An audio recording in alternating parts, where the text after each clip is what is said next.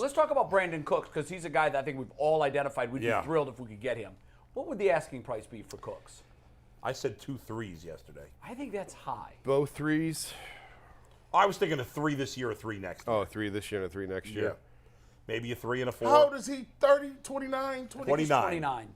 He'll be 30 very soon. I think 1-3. 1-3. 1-3? Yeah. Man, I think they would. I mean, that's a no-brainer. Maybe I'm wrong. Because if you think about it, they wasted a 3 last year. Not wasted. The 3 they took last year gave them almost no production in Bell. And the 3 they took 2 years ago. Schwartz. What in the world? They got nothing out of Schwartz. I really don't even care about 2s like that, bro. Unless you giving me a number 1 and it's guaranteed I got top 15 pick, I can get somebody that's going to contribute. 3s and 4s and 5s. I don't even take them picks on Madden. I trade them every year, Madden. I don't even do that. I mean, if it's a crapshoot third-round pick versus Brandin Cooks, I mean, that's a no-brainer. Bull, I've got an idea. You said 2 3s? Yeah. Let's send Bell and Schwartz. Those are 2 3s. Done. Oh, my goodness. Done. Man, would they like to have those picks Oh, my back. goodness. Jason, if they were to do a trade like that, I'm curious, I don't know the cap stuff off the top of my head, but how would they have to finagle fitting Cooks and or Hopkins into the current Yeah, cap they'd have to situation? restructure a bunch. Yeah, they they'd just have to restructured. restructure. What's he making? What's Cooks making? I think 15. I think or 15 or 16. Oh, I thought it was that's a little not less than that. That's not crazy money. No, they could restructure it. Yeah, they could Tackier on the restructure back him. end. They could restructure some of the offensive linemen. Yeah. It's all fool's gold. Njoku. They can. It can be done. By the way, I thought some other interesting things yesterday. Obviously, in the division, the Bengals signing Orlando Brown last night was a huge move. Yeah. Because they haven't had a good left tackle since Andrew Whitworth. Was there? I saw a discussion yesterday on NFL Network where part of the rub with him in Kansas City was Kansas City does not see him as a left tackle. They wanted him to be a right tackle, and a lot of the market agreed with Kansas City and said, no, we think he's a right tackle. Yeah, well, so for the Bengals, he's going to play left tackle. He will in Cincinnati. He's obviously a lot better than, he's been a Pro Bowler 4 years in a row. Now, that's not the end-all, be-all. Right. But, he's been a really consistently good player. They got him relatively cheap. I know it doesn't sound – my son happened to be up really late when this news broke. And I told him, I was like, yeah, the Bengals got a new offensive lineman. I showed him a picture. He's like, oh, my God, he's so big. And I said, he's getting $64 million. He went, because I never really discussed the money with him. Right. His eyes almost popped out of his head. But it's, in terms of the average salary for an offensive lineman, it's kind of middle of the pack for a guy who's been considered a top 10 tackle. And to protect Burrow is the key, obviously. He needs the protection. I think it's a great move for Cincinnati. Yeah, and I think they're going to take their left tackle, Jonah Williams, and move him to right. Yeah. And that's really their only hole now on the offensive line. But also from yesterday, the running back market really got moving. Miles Sanders signed with Carolina. Right. Jamal Williams signed with New Orleans. Very interesting there with New Orleans. I know, you look at their skill position group in New Orleans.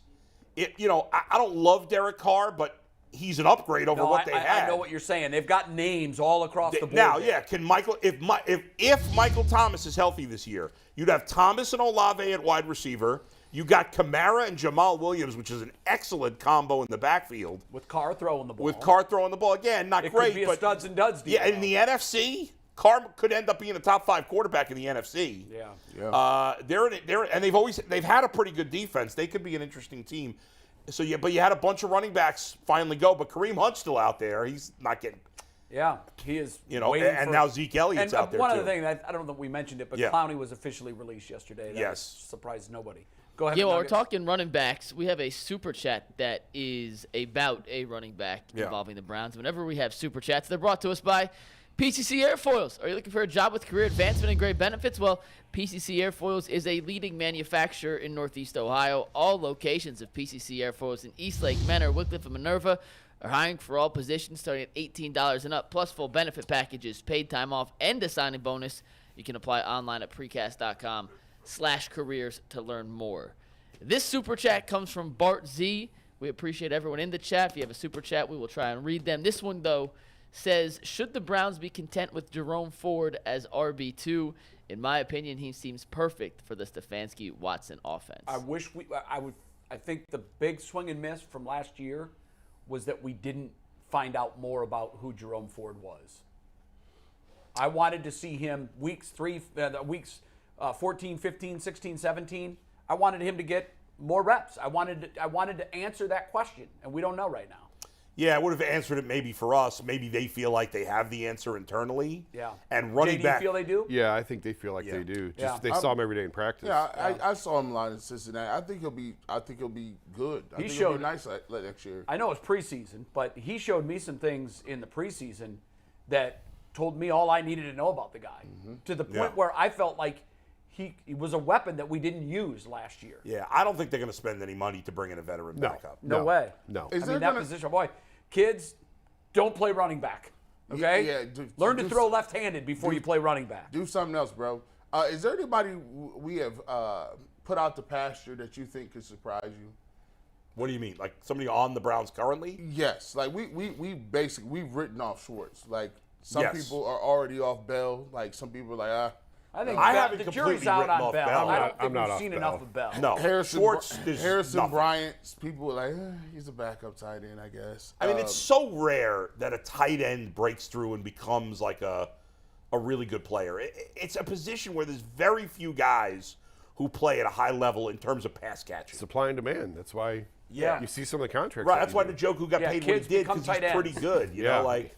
Yeah, don't be running backs, be tight ends. Tight end. You know, you got JOK and Phillips, like at linebacker. Like people don't really. They're like, I felt good about JOK until DeQuell told me he didn't like him, and then DeQuell just destroyed him. Yeah, and I was like, well, DeQuell does a lot better than I do on linebackers. And DeQuell's kind of kid gloves. Yeah, he's not. Like, I mean, he's not usually killing people. He's not that bombastic. No. He was just like, oh no, he needs to be cut. And then I tried to be like, man, was that hyperbole, DeQuell? He said, oh no. No, he doubled down on it. You asked him. Bye. Like I'm talking about, like refurbish, get him up out of here. I'm like, okay. Man. Yeah, that was strong talk. Is there any one of the guys that are down the liners who you think, they might have a breakout year? Or you think they're just going to be what they're going to be? Like a guy, I think guy Winfrey, at that level. if he matures, That's actually the first name I thought of. If he comes around on the the personality side of it and gets a little bit more maturity to him, because let's face it, guys, at that position you need a lot of sunlight and a lot of water. you just don't throw them in the ground and watch an oak tree pop out like you can at some positions. You got to till the soil. You got to water them, fertilize them, give them all the sunlight in the world. It takes a couple years. Yeah. And I think he has the tools. The question is, is he going to be his own worst enemy, or is he going to really look at this and say, you get one shot, let's make the most of it, and this is a big year for him. I think Huge having year some of for those, the two veterans they've added at defensive tackle, you think those would be good rub-off guys those for would be him? good influences on him, Well, I didn't look at it as influences. I looked at it as, okay, now challenge. It's a little bit of protection now, so that if Winfrey doesn't grow up, if he still has maturity issues, you're not just absolutely gashed there. Now you can bring him along slowly, and if he's ready to play, then that's great, because most good teams have multiple guys that they can just roll in waves at that position. The Browns are just one of the few I don't know that can't. we've ever ranked it this way, but it'd be interesting to rank in order positions that you can rely on guys right out of college and the ones that just take the most maturation. I would say the number one out of college is running back. Well, wide receiver too. Running back. I think running back is number one. Wide receivers. I mean, if you look at what some of the rookie wide receivers have done recently. But that's just the recent thing. Running backs has been all the time. Yeah. Like, I mean, how often do you see a running back? Almost every great running back is great immediately. And that with might almost be no exceptions, unless they didn't play right away. If you think of the athleticism, the average 22-year-old versus the average 30-year-old. Yeah. So that's one of the most athletic positions, that corner, I think. So the running back makes sense. I mean, Zeke was a man at Ohio State. Can you name a running back who wasn't great, like a guy who's a really good running back that wasn't great within a year or two, as long as they played? Like Alvin Kamara wasn't playing right away, and but a guy that had a chance. I mean, Kareem Hunt came in the league and set it on fire out of Toledo. Murray. But he didn't play. DeMarco Murray. Oh, DeMarco Murray. I can't remember him early in his career. He didn't early in his career. He was splitting time in Dallas. I think they Yeah. still was having Felix Jones. Or Like something. the one guy I would say, like Josh Jacobs was pretty good, and then last year he had a great year, his first great year. But most of the guys that are good running backs are good right off the bat. Yeah. As soon as they get the chance. It's rare that's like he's mediocre for 3 years and now all of a sudden he's really good. Derrick Henry was just average his first. But he 2 didn't years. play that much. Look at how many carries did he have his first couple of years? How many carries do you think he had in year 2? Oh, I think he was the Year stalwart 2? back right away, wasn't he? Nah. I'll say he had think he 110 was. carries his second I year. bet more than that. He had 110 as a rookie, 186 his second year. Yeah, he was. All right, but what was his numbers his second year? 176 carries, 740 yards, and 3 touchdowns. How many how many yards per carry? 4. Wow, so All right. he did. And then the blossom next year, he went from 176 carries to 215. That was awesome. Cracked 1,000, 12 touchdowns. The year after that, Yeah. he was awesome, All right. awesome. So it took 1 year. But he basically. wasn't terrible. He was productive. No, I just don't think he not was ever superly terrible, featured.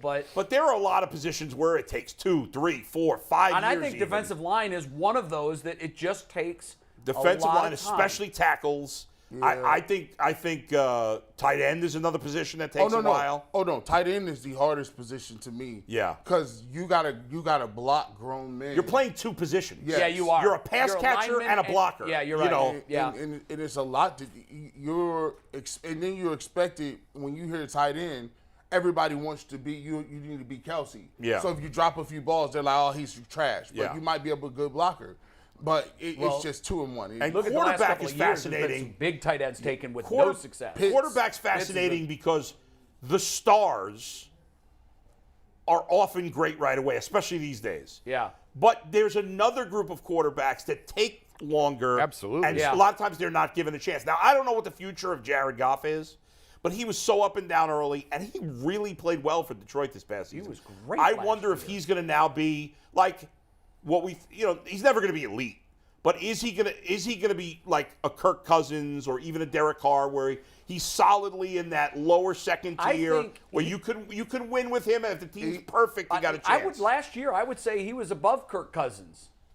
Kirk Cousins had a good year too last year. God, their offense last year in Detroit was insane. The second half of the year they were great, and remember this year they got Jamison Williams, who was a first-round pick, Right. who missed most of the year. They kept Green Bay from the playoffs just because. I think they're going to win the division this year.